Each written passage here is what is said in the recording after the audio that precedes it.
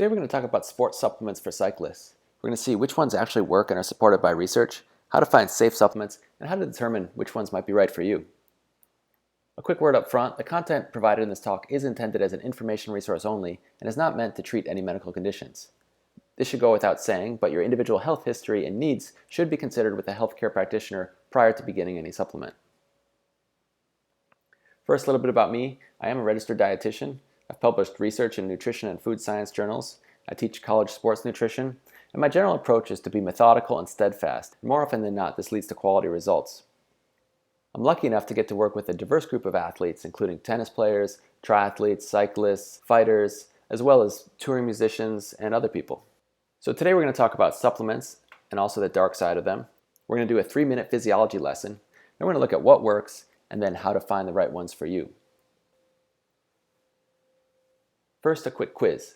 So which of the following will yield the fastest measurable change in exercise performance?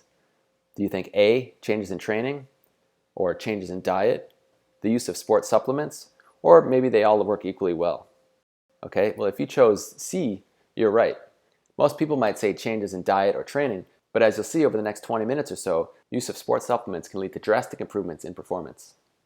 Now of course we want to take a food-first approach, but that really goes without saying. The things we're going to talk about today are really based on the assumption that your diet is pretty well dialed in, you're eating whole foods, natural foods, enough fruit and vegetables, and that kind of thing. So while yes, food matters, for the purposes of this talk, we're going to assume your diet is pretty well dialed in. There are a number of things that can affect performance on the bike. Okay, so we have things like sleep and recovery. We have daily food choices, so what you're eating for breakfast, lunch, and dinner. We have the things you're going to take in on the bike. We have post-ride foods, and then there's supplements. And if there was to be a hierarchy, I would say that supplements are the tip of the iceberg, as we mentioned. So sleeping and recovery is really important. Daily food choices, so what you're eating for breakfast, lunch, and dinner. If the base of your pyramid is off, there's not a lot that supplements can do for you. But again, assuming that everything else is dialed in, we're going to focus today on just the tip of the iceberg here, supplements. So supplements do have a dark side, as many of you probably have heard about.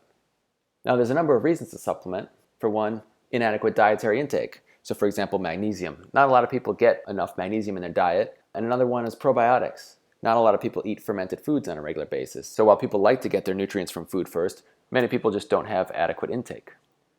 And then we have increased needs due to training. So things like B vitamins, the requirements go up for a hard training athlete.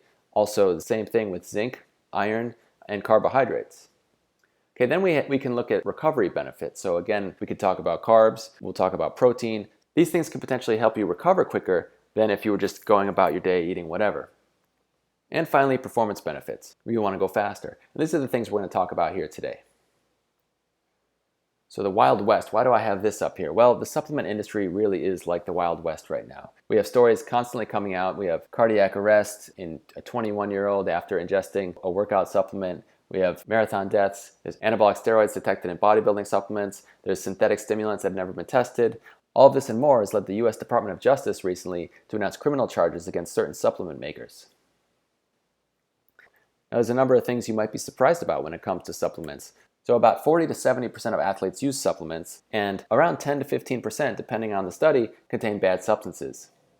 Now, the bad apples tend to be in the bodybuilding supplements, the sexual enhancement, and the weight loss. But that doesn't mean that sports supplements are exempt. If we look at USADA, which is the U.S. Anti-Doping Agency, we see the number of violations associated with supplement use from the years 2006 to 2013. And while it's not a ton, 7.7%, it's still a significant amount.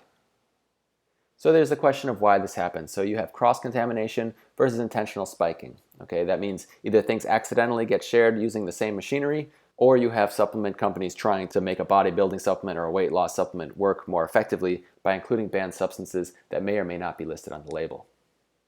A few supplements that I would consider popular but dangerous have included banned amphetamines. Now, I believe these have either been taken off the market or reformulated, but nonetheless, you could buy these over the counter for a time. Now, here's one particular supplement that I got asked recently about, so I thought it'd be a good example to look at more in depth. Now, this is what I would consider a kitchen sink supplement, and you'll see why in a second. So when we look at the label, it has everything but the kitchen sink, more or less. Okay, so the first red flag is when you see the Freak Beast Custom Blend. Okay, so let's see what's in that blend. We have creatine, which is a good supplement, as we'll see in a few minutes, but the dose is too small to really be effective. We have taurine, which is probably okay and may be helpful. Beta-alanine, which again, as we'll see, the dose is too small to be effective. We have trimethylglycine, again, dose too small, agmatine, which may be useless or even possibly harmful. We have the indestructible energy complex, 150 milligrams of caffeine, which is okay. But then there's also hygenamine, which is on the WADA caution list, theacrine, which is another stimulant, and then tyrosine, which may be helpful, but again, the dose is too small to have an effect.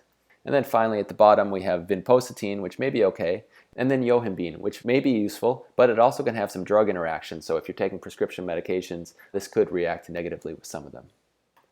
So the verdict here, it's not something we want.